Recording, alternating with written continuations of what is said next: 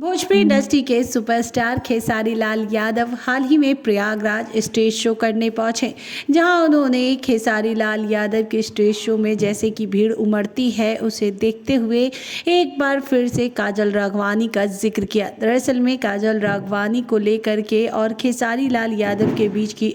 जो कंट्रोवर्सी है वो अक्सर चर्चाओं में बनी रहती है और एक बार फिर से काजल राघवानी को लेकर खेसारी लाल यादव ने जिक्र किया कि भले ही कोई कुछ भी कहे, भले ही कोई ये कहे कि किसी ने मुसीबत में खेसारी लाल यादव ने उनका साथ नहीं दिया, लेकिन मुझे ऐसा मानना है कि अगर साथ किसी को चाहिए होता है तो वो है मुर्दे, जिंदा को कभी किसी की ज़रूरत नहीं पड़ती। और इस तरीके से काजल राघवानी का जिक्र करते हुए उन पर कई तरीके के निशाने साधे और उन्होंने कहा कि मुझे घंटा फ़र्क नहीं पड़ता कि कोई मेरे बारे में क्या कहता है और क्या सोचता है। फिलहाल इस कंट्रोवर्सी के बाद आगे काजल राघवानी का क्या रिप्लाई होगा ये देखना होगा काफ़ी ज़्यादा दिलचस्प। तब तक के लिए बने रहिए हमारे साथ।